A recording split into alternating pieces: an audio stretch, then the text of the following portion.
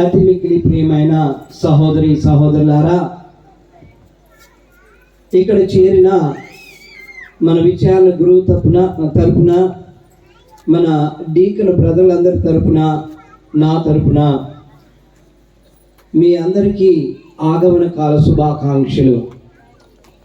ఇంకా ఒక వారం రోజులు మనం ఈ ఆగమన కాలంలో నిరీక్షణ చేస్తూ ఉంటాము. ఆ తరువాత క్రీస్తు ప్రభు యొక్క జన్మదినోత్సవాన్ని ఎంతో ఘనంగా కొనియాడుతూ ఉన్నాము. అయితే మనందరికీ ఒక గొప్ప శుభవార్త ఏమిటి అంటే, ఈ రోజు నుంచి ప్రత్యేకముగా, ఇప్పటి వరకు లేరని కాదు, కానీ ఈ రోజు నుంచి ప్రత్యేకంగా గుణదల మాత మనకి తోడుగా ఉంటారు. ఇంకా చివరి ఆగమన కాలంలో ఆ తల్లి మన ప్రయాణంలో మనకి తోడుగా ఉండి మనము క్రీస్తు ప్రభు యొక్క జయంతిని కొనియాడుకోవటానికి అన్ని రకాలుగా సహాయం చేస్తూ మన కోసం ప్రార్థన చేస్తూ ఉన్నారు. కాబట్టి అందరం కూడా ఆ ప్రభుకి ధన్యవాదాలు తెలియచేయాలి. ఎందుకనంటే ఆయన తల్లినే మనకి తోడుగా పంపించి ఉన్నారు. ఆయన తల్లి ఈరోజు మన అందరి మధ్య ఉన్నారు.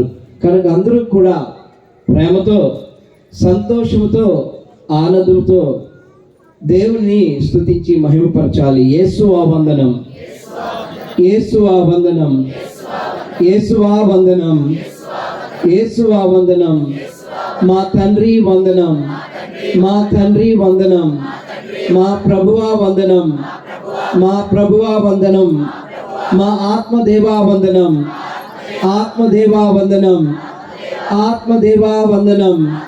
హల్లెలూయా, hallelujah, hallelujah, hallelujah, hallelujah, hallelujah, హల్లెలూయా. యేసువా వందనం, మా తండ్రి వందనం, మా తండ్రి వందనం, పుత్రుడైన దేవా వందనం, ఆత్మదేవా వందనం, ఆత్మదేవా వందనం. Hallelujah. Praise the lord, praise the lord, praise the lord. Hallelujah, hallelujah, hallelujah, hallelujah, hallelujah, hallelujah, hallelujah, hallelujah, హల్లెలూయా.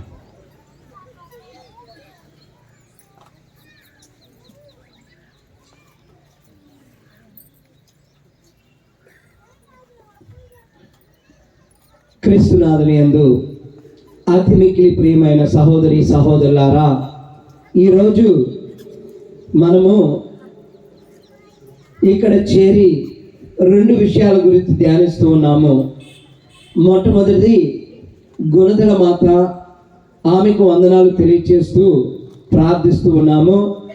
రెండవది ఆగమన కాలము, మూడవ ఆదివారం యొక్క సందేశం ఏమిటి? అయితే మొదట మనం తీసుకున్నట్లయితే చూద్దాం, మీరు ఎవరైనా సమాధానం చెప్పగలరా? సమాధానం చెప్పగలరా?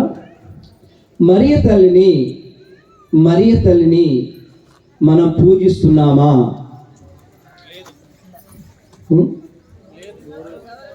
మరియ తల్లిని పూజించట్లేదా? లేదా? పూజించట్లేదు.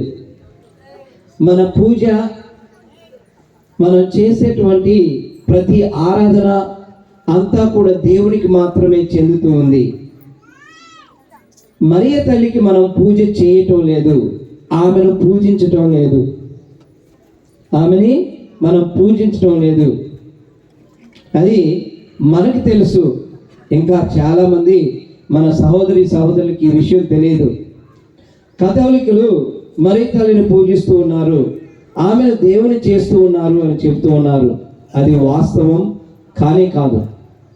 మనం ఏం చేస్తున్నాం అంటే, మీరు చెప్పినట్లుగా మరియ తల్లిని గౌరవిస్తూ ఉన్నాం. మరియ తల్లిని గౌరవించి ఆమెను ప్రేమిస్తూ ఉన్నాం. ఎందుకని? ఒకటి దేవుని తల్లి, తర్వాత స్త్రీలందరిలో ధన్యురాలు, మధ్యస్థ ప్రార్థన ద్వారా దేవుని యొక్క దీవెనలను మనం పొందుతున్నాము. ఇంకా ప్రియమైన సహోదరి సహోదరులారా, మనము ఈరోజు గుణగల మాతను మన మధ్య ఉంచుకొని ఆమెను మనం ప్రేమిస్తూ గౌరవిస్తూ మనం ఇప్పుడు చేస్తున్నది ఏమిటి అంటే ఆ తల్లి యొక్క దీవెనను పొందుతూ ఉన్నాము. ఎందుకని మనం ఆమెను గౌరవిస్తున్నామంటే అన్నిటికంటే ముఖ్యమైనది మొట్టమొదటి కారణం ఏమిటి మొదటి కారణం అంటే ఆమె దేవుని చేత ఎన్నుకోబడినటువంటి ఒక వ్యక్తి. ఆమె ఈ లోకంలో జన్మించక ముందే దేవుడు ఆమెను ఎన్నుకొనినారు. మొట్టమొదటిది ఎన్నిక, దేవుని యొక్క ఎన్నిక. మరియ తల్లిని ఈ లోకంలో జన్మింపక మునిపే ఆయన ఎన్నుకొని ఉన్నారు. ఆయన ఎన్నుకొని ఉండటం మూలాన మొట్టమొదటిగా దేవుడు చేసింది ఏమిటి అంటే ఆమెను నిష్కలంక మాతగా సృష్టించి ఉన్నారు. నిష్కలంక మాత, ఎటువంటి పాపము లేకుండా ఈ లోకంలో జన్మించాలని ఆయన యొక్క ఆలోచన. ఎటువంటి పాపము లేకుండా ఈ లోకంలో మరియ తల్లి జన్మించాలి. ఎందుకని అంత అవసరం ఏమిటి? ఎందుకని మరియ తల్లి పాపం లేకుండా ఈ లోకంలో జన్మించాలి? ఎందుకనంటే యేసు ప్రభు యొక్క తల్లి. యేసు ప్రభు ఎటువంటి అపరిశుద్ధత లేనటువంటి ఆయన దేవుడు. యేసు ప్రభు దేవుడు కాబట్టి దేవునికి జన్మను ఇవ్వాలి అంటే ఆ తల్లి కూడా నిష్కలంక మాతగా ఉండాలి. ఆ తల్లి కూడా ఎటువంటి పాపము లేకుండా ఉండాలి. అందుకనే మరియ తల్లి ఎన్నికలోనే జన్మ పాపము లేకుండా పితైన సర్వేశ్వరుడు ఆమెను ఎన్నుకొని నీవు నా కుమారునికి తల్లిగా కాబోచున్నావు కనుక ఏ పాపము కూడా నీ దరికి చేరదు. అందుకనే మనం నిష్కలంక మాత పండుగను కొనియాడుతున్నాం. ఎన్నో తారీఖునది? 8వ తారీఖు, డిసెంబర్ 8వ తారీఖున నిష్కలంక మాత పండుగ. దాని అర్థం ఏమిటి అంటే ఆమె తల్లి గర్భమును పడకముందే దేవుడు ఆమెను ఎన్నుకొని ఆమె ఎటువంటి పాపానికి కూడా దగ్గర కాకుండా కాపాడుకుంటూ ఆమెను ఈ లోకంలో జన్మించే విధంగా చేశారు. కనుక మొట్టమొదటిగా కారణం ఏమిటి అంటే ఆమె నిష్కలంక మాత కనుక మనము ఆమెను గౌరవించాలి. మొట్టమొదటిది. రెండవది ఏమిటి అంటే మరియ తల్లి, ఇందాక మీరు చెప్పినట్లుగా మరియ తల్లి దేవుని యొక్క తల్లి. ఈ రోజున మా అమ్మ ఉన్నది కదా, ఆమె నేను పని చేస్తున్నటువంటి విచారణకు వచ్చినప్పుడు అక్కడ ఉన్న వాళ్ళందరూ కూడా చుట్టూరు వెళ్తారు. వెళ్ళి ఆమెను, అమ్మ నువ్వు చాలా అదృష్టవంతురాలు అమ్మ, నీ కుమార్ని గురువు చేశావు, ఆయన చాలా చక్కగా వాక్యం చెప్తారు, చక్కగా ఉంటారు, అందరితో కలిసి. జనం అందరూ కూడా ఆమె చుట్టూ చేరి ఆమెతో మాట్లాడుతారు. ఎందుకని అంటే ఆమె ఒక గురువు యొక్క తల్లి కనుక ఆమెని గౌరవిస్తున్నారు. అయితే మరియ తల్లి యేసు ప్రభు యొక్క తల్లి. ఆమె స్త్రీలందరిలో కూడా ధన్యురాలు. ఎందుకని స్త్రీలందరిలో ధన్యురాలు? కారణం ఏమిటి? ఎందుకనంటే పాపం లేనటువంటి ఆమె.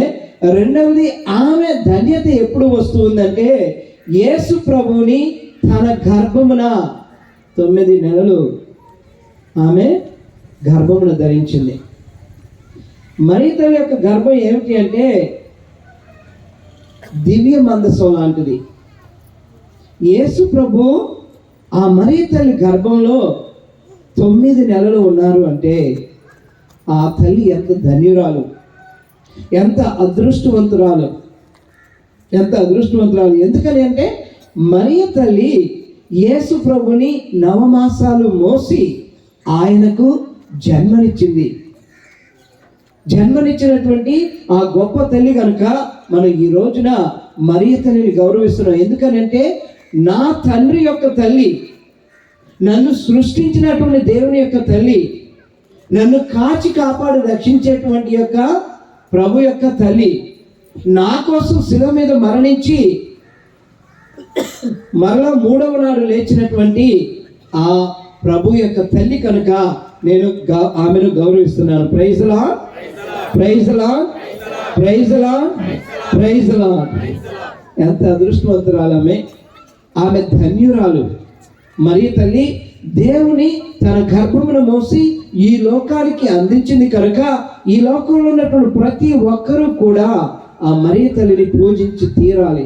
ఎందుకనంటే ఆమె నా దేవుని యొక్క తల్లి. మూడవది ఏమిటి అంటే మరియ తల్లి మన అందరికంటే ధన్యురాలని ఎందుకు అంటున్నామంటే ఆమె దేవుని చిత్తాన్ని అంగీకరించింది. ప్రియమైన సహోదరి సహోదరులారా, ఆమె 14, 15, 16 సంవత్సరాల్లో ఉన్నటువంటి వయసులో ఉన్నటువంటి మరియ తల్లి దేవుని పిలుపుని అందుకుంది. ఎవరు? దేవదూత గాబ్రియేలు సన్మనస్కుడు మరియ తల్లి వద్దకు వచ్చి, నీవు ధన్యురాలవు, దేవుని చేత ఎన్నుకోబడ్డావు, నీవు దేవుని కుమారుని కనిదు అనగానే ఆమెకు భయం వేస్తుంది, ఆశ్చర్యం వేస్తుంది. ఏమిటి, నేనేమిటి, ఇప్పుడు జోజెఫ్ గారితో నాకు పెళ్ళి అంటూ ఉన్నారు, ఈ పరిస్థితిలో నేను తల్లి కావటం ఏమిటి అని ఆమె భయపడింది, ఆశ్చర్యపడింది. ఏం చేయాలో కూడా తెలియదు. అప్పుడున్నటువంటి పరిస్థితులు ఏమిటి అంటే ఎవరైనా పెళ్లి కాకుండా గర్భాన్ని ధరించినట్లయితే ఆ యూద ఆచారం ప్రకారము ఆమెను రాళ్లతో కొట్టి చంపుతారనమాట.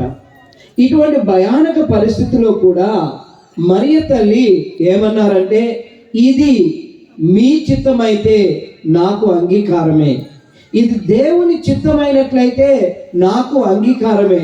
అయితే మరియ తల్లికి కూడా తెలుసు ఇది దేవుని కార్యము, ఎంతో కష్టతరమైనటువంటి పని, ఎంతో బాధ్యతతో కూడినటువంటి పని.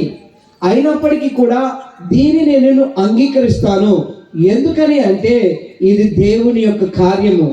దేవుని యొక్క కార్యాన్ని నేను అంగీకరించినట్లయితే దేవుడు ఏనాడు కూడా నన్ను వదిలిపెట్టరు, దేవుడు ఎప్పుడు కూడా నాకు తోడుగా ఉంటారు, దేవుడే నన్ను నడిపిస్తారు.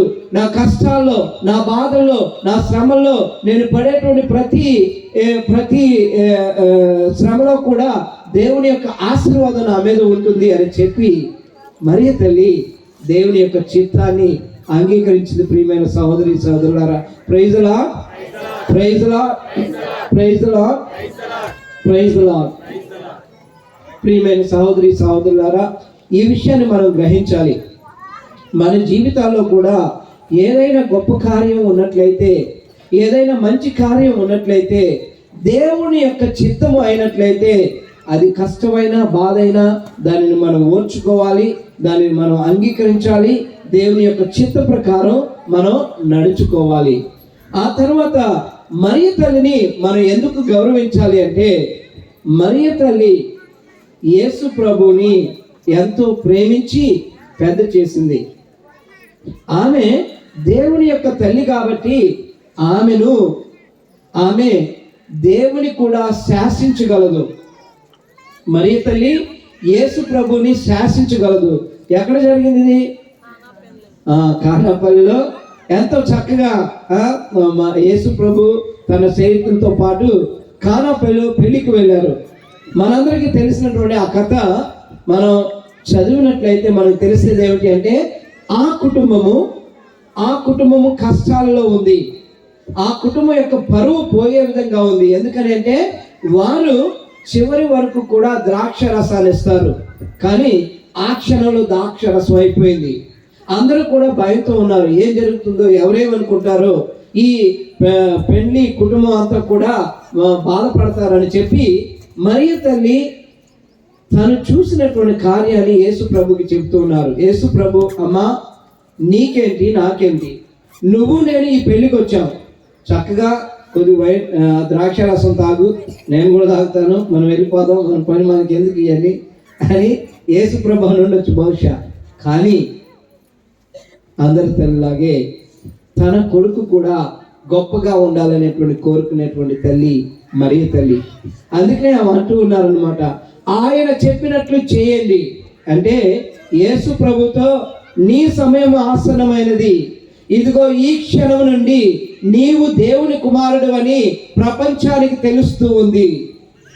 అందుకనే ఇదిగో మీరు ఆయన వెనకాల వెళ్ళండి, ఆయన చెప్పినట్లు చేయండి అన్నప్పుడు అక్కడ ఒక మహా అద్భుతం జరిగింది.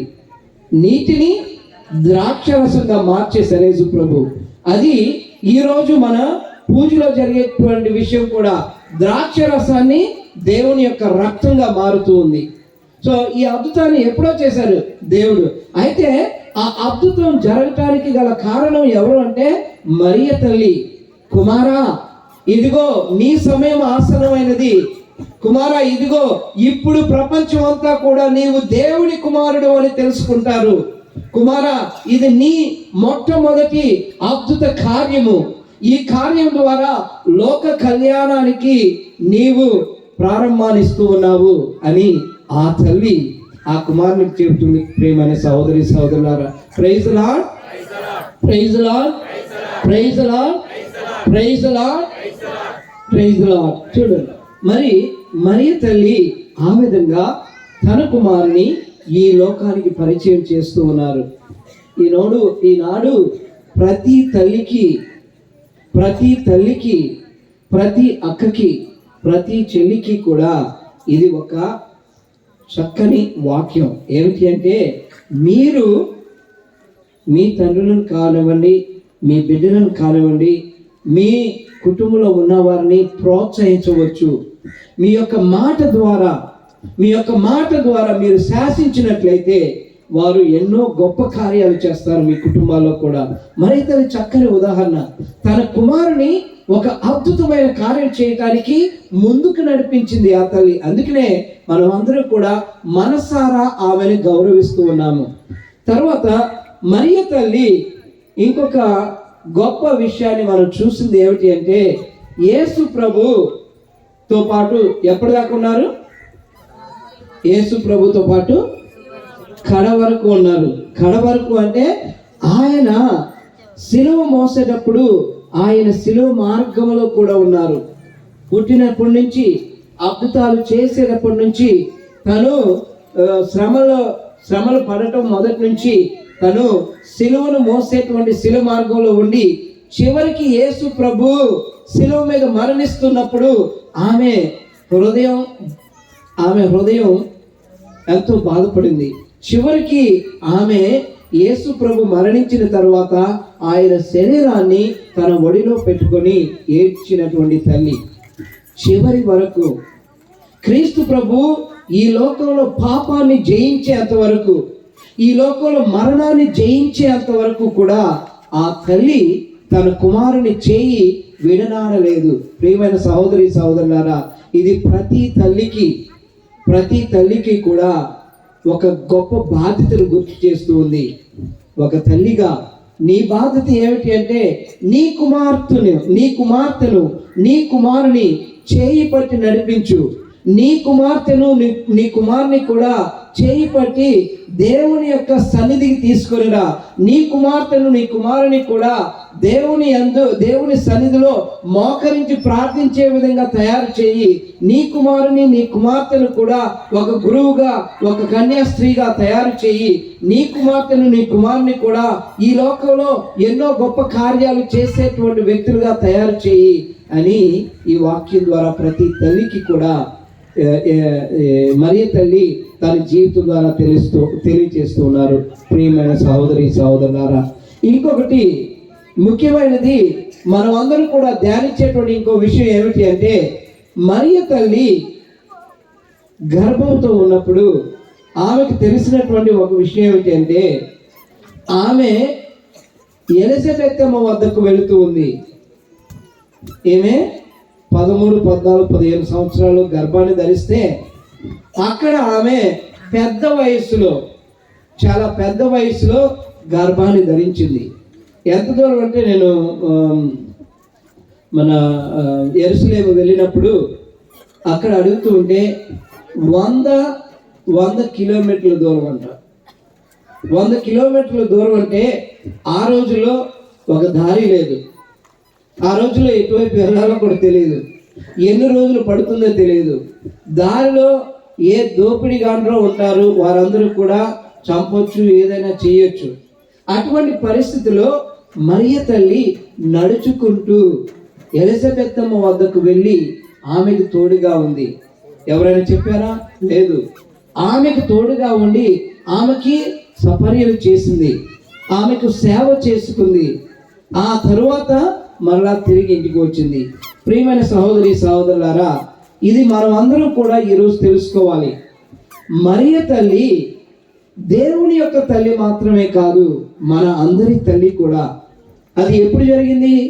ఎప్పుడైతే యేసు ప్రభు శిలువ మీద ఉన్నారో మరియ తల్లి, యోహాను శిష్యులు ఇద్దరు కూడా శిలువ దగ్గర నిలబడి ఉన్నప్పుడు యేసు ప్రభు ఏమన్నారు? అమ్మా, ఇదిగో నీ కుమారుడు. అదేవిధంగా యోహాను శిష్యులతో కూడా ఏమన్నారు? ఇదిగో నీ తల్లి. అంటే మరియ తల్లిని తల్లిగా ఈ లోకానికి దయచేసినటువంటి ఒకరోజు ఒక కానుక అనమాట. మనందరికీ కూడా మరియ తల్లి పెద్ద కానుక. అందుకనే ఆమెను మనకు తల్లిగా ఇచ్చి ఉన్నారు. ఇటువంటి పరిస్థితుల్లో ఆ తల్లి ఎలిజబెత్తమ్మ వద్దకు దూరంగా వెళ్ళి ఆమెకు సేవ చేసింది. కుమారులు కుమార్తెలమైనటువంటి మనకి ఇంకా ఎంత గొప్పగా సేవ చేస్తారు. తన యొక్క వాక్యం ద్వారా, తన యొక్క మాట ద్వారా, తన యొక్క జీవితం ద్వారా, మన జీవితాల్లో ప్రవేశించడం ద్వారా. ప్రియమైన సహోదరి సహోదరులారా, మరియ తల్లి మనం చెప్పకుండానే మన కష్టాలు తెలుసుకునేటువంటి తల్లి, మనం అడగకుండానే మనకు సాయం చేసేటువంటి మాత. అందుకనే చూడండి, ఇక్కడ కానాపల్లిలో వాళ్ళు అడగలేదు. ఎవరైనా వచ్చి అమ్మ ఆ ద్రాక్ష రసం అయిపోయింది, ఏమైనా చెయ్యి, ఎక్కడైనా తీసుకురా అని అడిగారా? లేదు. అదేవిధంగా ఎలిజబెత్తమ్మ కష్టాల్లో బాధలో ఉన్నదని ఆమె తెలుసుకొని వెళ్ళింది. అంతేకాకుండా యేసు ప్రభు శిలువ మోస్తున్నప్పుడు అమ్మ ఎక్కడున్నారా, నాకు చాలా బరువు పిలిచారా? లేదు, అది కూడా లేదనమాట. ఆమె తెలుసుకొని ఆ కష్టాల్లో ఉన్న వాళ్ళ దగ్గరికే వెళ్తుంది. ఆమె ఇదిగో ఇక్కడ సమస్య ఉంది అని ఆ సమస్య ఉన్న ప్రదేశానికి వెళ్ళి దానికి తగినటువంటి సహాయాన్ని ఆమె చేస్తూ ఉంది. ఇదిగో ఈ రోజున గుణదల మాత, ఈ గుణదల మాత మన మధ్యకు వచ్చి ఉన్నారు. ఎందుకని అంటే 100 సంవత్సరాలు పూర్తి చేసుకున్నటువంటి సందర్భంగా మనందరికీ కూడా ఒక విషయాన్ని గుర్తు చేయడానికి వచ్చారు. అది ఏమిటి అంటే, కేవలం మనం వెళ్ళి అక్కడ అరటి పళ్ళు పెట్టడం లేదా పూలదండలు వేయటం, కొద్దిసేపు దండం పెట్టుకుని రావటం మాత్రమే కాదు. ఆమె చేసినటువంటి ఈ 100 సంవత్సరాల్లో కూడా ఆమె ఎన్ని అద్భుతాలు చేసింది. మీ జీవితాల్లో గుణదల మాత కొండకు వెళ్ళి తిరిగి వచ్చిన తర్వాత అద్భుతం చేసింది. గుణదల మాత నా కుటుంబంలో అద్భుతం చేసింది, గుణదల మాత నా జీవితంలో అద్భుతం చేసింది, గుణదల మాత నా పిల్లల జీవితంలో అద్భుతం చేసింది అనే చేతులు ఎత్తండి. చూడండి, ఇక్కడ ఉన్నటువంటి కొద్ది మందిలోనే ఎంతమంది జీవితాల్లో ఆమె అద్భుతాలు చేస్తే, ఈ 100 సంవత్సరాల్లో ఎంతమంది జీవితాల్లో ఆమె అద్భుతాలు చేసి ఉంటారు కదా? కొన్ని వేల మంది, కొన్ని లక్షల మంది. నేనైతే చిన్నప్పుడు మా ఇల్లు అక్కడ చిట్టినగర్లోనే, అక్కడ ప్రతి సంవత్సరం కూడా కనీసం ఒక 30 మంది 40 మంది చుట్టాలు మా ఇంటికి వచ్చేవాళ్ళు. వాళ్ళని తీసుకొని గుణదల కొండకు వెళ్ళేవాడిని. వాళ్ళందరూ కూడా వెళ్ళేటప్పుడు ఎంతో సంతోషంగా వెళ్ళేవాళ్ళు. చక్కని పూజను చూసాము, ఆ తల్లి యొక్క దీవెనలు పొందాము అనేటువంటి ఒక గొప్ప ఆనందంతో అక్కడికి తిరిగి ఇంటికి వెళ్ళిపోయేవాళ్ళు. ఈ 100 సంవత్సరాల్లో నాకు తెలిసి కొన్ని వేల మంది బిడ్డలు లేనటువంటి తల్లిదండ్రులు వెళ్ళి, అమ్మా మాకు బిడ్డ కలిగే విధంగా మమ్ము దీవించు, మా కొరకు ప్రార్థన చెయ్యి అని కన్నీటి ప్రార్థన చేసినటువంటి అనేక మందికి బిడ్డలు దయచేశారు. ప్రియమైన సహోదరి సహోదరులారా, నేను మీకు ఒక సాక్ష్యం చెబుతూ ఉన్నాను. అదేమిటి అంటే, నేను అమరావతిలో విచారణ గురువుగా పనిచేస్తున్నప్పుడు ఒక భార్య భర్త చాలా బాధపడేవాళ్ళు. ఎందుకని అంటే మాకు పిల్లలు లేరు, చుట్టూరు అన్ని కుటుంబాల్లో పిల్లలు ఉన్నారు, నాకు మాత్రమే పిల్లలు లేరు అని ఆమె బాధపడుతుంది. ఒకరోజు నేను వాళ్ళ ఇంటికి ప్రార్థన చేయడానికి వెళ్ళాను. నేను, కొంతమంది సిస్టర్ గారులు, బ్రదర్లు, తర్వాత ఉపదేశులు, మేమందరం కలిసి వెళ్ళి చాలామంది వచ్చారు, ప్రార్థన చేస్తున్నాము. ఆమెను ముందుకు రమ్మన్నాను, చేతులు చాచి గట్టిగా ప్రార్థన చేసి, అమ్మ నీవు గుణదలకు వెళ్ళి ప్రార్థన చేసుకో, నీకు తప్పకుండా పిల్లలు పుడతారంటే వాళ్ళిద్దరూ కూడా భక్తితో గుణదలు వెళ్ళారు. వెళ్ళి తిరిగి వచ్చిన తర్వాత ఆమెకు ఒక అమ్మాయి పుట్టింది. Praise the lord, praise the lord, praise the lord, praise the lord. ఆ బిడ్డకి ఏం పేరు పెట్టిందో తెలుసా? లూర్దు అని పేరు పెట్టింది. ప్రియమైన సహోదరి సహోదరులారా, మరియ తల్లి ఆ ఒక్క కుటుంబ జీవితంలో ఎంత వెలుగు తీసుకొచ్చారు, చాలా గొప్ప వెలుగు తీసుకొని వచ్చారు. అది ఒక్కటే కాదు, చాలా మంది కూడా అనారోగ్యంతో వెళ్ళినప్పుడు, ఈ బిడ్డల గురించి చెప్తూ ఉన్నాను. అక్కడ ఒక చెట్టు ఉన్నది, మీరు చూసారో లేదో, కొండ మీద. ఆ చెట్టుకి మొత్తం గొడ్డల చుట్టూ ఉంటుంది కదా, చాలా మంది చాలా గొడ్డలు చుట్టి ఉన్నది. ఏంటి అని నేను ఒకసారి అడిగితే, ఎవరికైతే పిల్లలు లేరో వాళ్ళందరూ అక్కడ కట్టుకుంటారని. అంతమంది ప్రార్థన చేశారు ఆ తల్లికి. అదేవిధంగా కుంటివారు కానివ్వండి, గుడ్డివారు కానివ్వండి, మూగవారు కానివ్వండి, శారీరకంగా బాధపడుతున్న వారు కానివ్వండి, కుటుంబ సమస్యలు ఉన్నవారు కానివ్వండి, భార్య భర్తల మధ్య గొడవలు వస్తున్నప్పుడు అటువంటి కుటుంబాలు కానివ్వండి, పిల్లలు సరిగా మాట వినటం లేదు అనేటువంటి కుటుంబాలు కానివ్వండి, పిల్లల్లో మంచి మార్పు రావాలని అటువంటి వారు కానివ్వండి, మా బిడ్డకి మంచి ఉద్యోగం కావాలి అనేటువంటి వారు కానివ్వండి, కొన్ని లక్షల మంది గుణదల మాత వద్దకు వెళ్తూ ఉంటారు.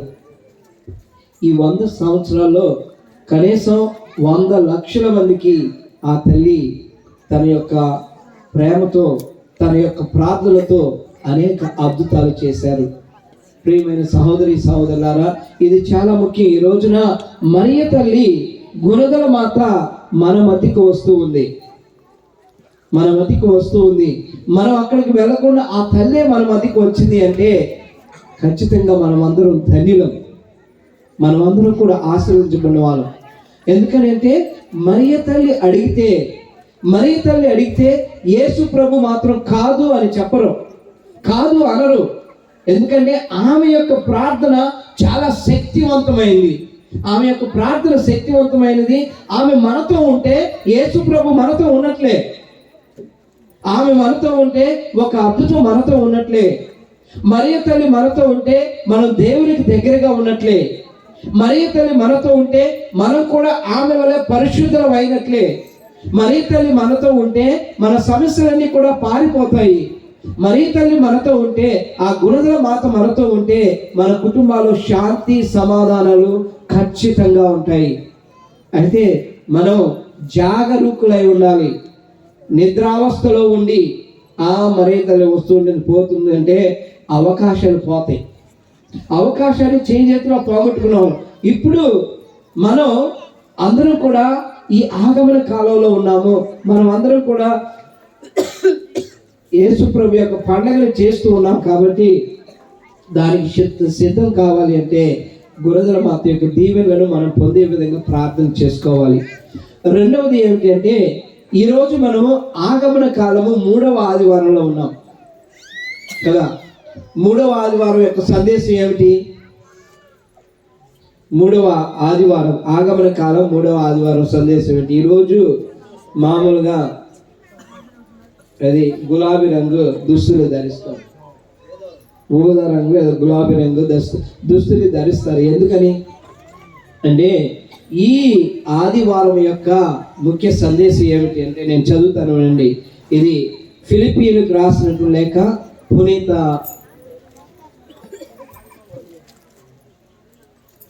పౌలు గారు ఫిలిప్పీలకు రాసినట్టు లేక 4వ అధ్యాయము 4వ వచనం మరియు 5వ వచనం చదువుతారా ఎవరైనా?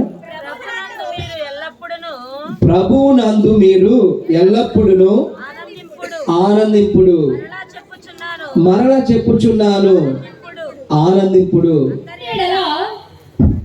ప్రభువు త్వరలో వేంచేయుచున్నారు. ప్రియమైన సహోదరి సహోదరులారా, ఈ రోజున ఈ వాక్యం ద్వారా మనకు తెలిసేది ఏమిటి అంటే ప్రభువు త్వరలోనే వచ్చుచున్నారు కనుక మనం ఆనందించాలి. ఇప్పుడు దాకా ఏంటంటే నిరీక్షణని, జాగరూకతతో ఉండండి, మెలకువగా ఉండండి, మీ అందరూ కూడా తయారవ్వండి, మీ యొక్క పర్వతాలను సమం చేయండి, మీ యొక్క లోయలను పూడ్చండి అనేటువంటి వాక్యం వల్ల ఒకసారి వేరే టర్న్ తీసుకుంటుంది. అది ఏమిటి అంటే అందరూ కూడా ఆనందించండి, అందరూ సంతోషంగా ఉండండి. ఈ రోజున మీ అందరికీ ఒక ప్రశ్న, మనము మన కుటుంబంలో ఎంతమంది నిజంగా సంతోషంగా ఆనందంగా ఉన్నాము అని గుండె మీద చేసుకొని చెప్పగలం? ఎంతమంది సంతోషంగా ఆనందంగా ఉన్నాం? ఈ సంతోషము ఆనందము ఎక్కడి నుంచి వస్తుంది? డబ్బు తీసుకొస్తుందా? ఆస్తులు అంతస్తులు తీసుకొస్తాయా? ఇవన్నీ కొంతవరకు తాత్కాలిక ఆనందాన్ని, తాత్కాలిక సుఖాన్ని మాత్రమే ఇస్తాయి. నిజమైన ఆనందము ఎక్కడి నుంచి వస్తుంది అంటే మరొకసారి చదివి ఫిలిప్పీయులకు రాసిన లేఖ 4:4 మాత్రమే. ప్రభువునందు మీరు ఎల్లప్పుడూ ఆనందింపుడు, మరలా చెప్పుచున్నాను ఆనందింపుడు. ప్రియమైన సహోదరి సహోదరులారా, ఇది చాలా ముఖ్యం మనకి ఈ రోజున. మరియ తల్లి కష్టాల్లో ఉన్న, బాధల్లో ఉన్న, సమస్యలో ఉన్న, తన కుమారుని సిలువ వేస్తూ ఉన్న, తన కుమారుడు సిలువ మీద మరణిస్తూ ఉన్న, దుఃఖిస్తూ ఆనందించారు. కారణం ఏమిటి అంటే ఆమె దుఃఖం జీవితాంతం ఉండదు, ఆ దుఃఖం అనేది పోతూ ఉంది. నిజమైన ఆనందం ఆ ప్రభు తీసుకొని వస్తారు. ఈరోజు చాలామంది అనుకుంటారు, అయ్యో ఏమిటి కర్మ, ఏమిటి కష్టాలు, ఏమిటి సమస్యలు, జీవితం అంతా ఇంతేనా, జీవితం అంతా కష్టపడటమేనా, జీవితం అంతా కూలి పని చేసుకోవటమేనా, ఏంటి నా బతుకు అని కొన్నిసార్లు మనకు ఆలోచన వస్తూ ఉంది. కానీ ఒకటి గుర్తుంచుకోనండి, మన కష్టాలు, మన బాధలు, మన సమస్యలన్నీ కూడా ఎటువంటి అంటే వీచే గాలి లాంటివి. ఆ వీచే గాలి ఎప్పుడు అలాగే ఉండదు, వీస్తుంది, వెళ్ళిపోతూ ఉంది. కానీ ఆ గాలి వెళ్ళిపోయిన తర్వాత ఒక ప్రశాంతత అనేది ఉంటుంది. అదేవిధంగా మన జీవితాలలో కూడా దేవుడు ఆ ఆనందాన్ని, ఆ సంతోషాన్ని తప్పకుండా దయచేస్తారు.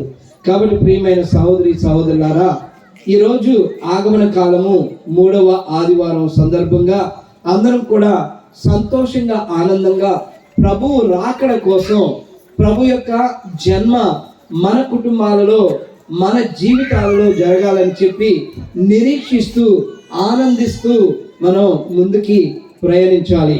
ఈ ప్రయాణంలో గుణదల మాత మనకి తోడుగా ఉండాలని, యేసు ప్రభు మనలందరినీ కూడా దీవించాలని, మనము ఆధ్యాత్మికంగా మన హృదయాలను పశువుల పాక వలె తయారు చేసుకోవాలని, దేవుడు మన హృదయాల్లో జన్మించాలని మనసారా ప్రార్థన చేసుకుందాము.